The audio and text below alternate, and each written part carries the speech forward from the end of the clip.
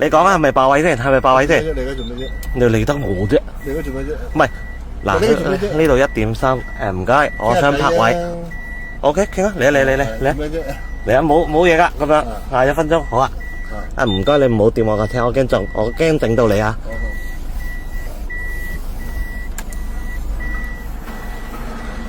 呢個係運動場道，而家有位先生咧就又係人肉霸位。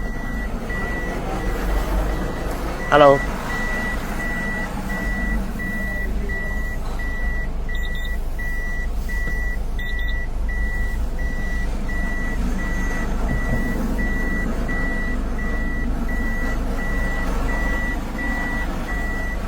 你小心啲啊，唔好整到你得噶啦。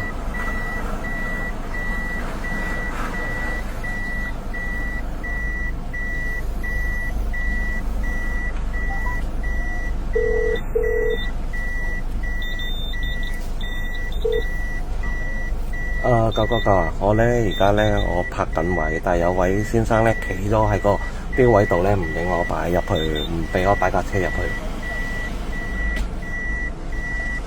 哦，唔係啊，我見到有個吉位，今日我見有位先生咧就企咗喺度，咁咧佢又唔俾我泊落去咁樣。係啊，我而家喺運動場道6號嘅。運動場道嘅係啦，1點3嗰個位置嘅，咁佢又我同佢好客氣，咁我話我想泊位嘅，佢話1分鐘到，咁我覺得係啊，警屋出邊嗰度啊，1點3門口。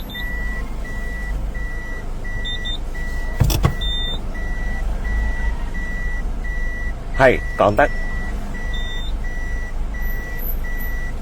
哦有我見你有警車出嚟啊，得我唔緊要，我打死火燈先。係啦，咁你等我一陣啦，我落車睇一睇先啊。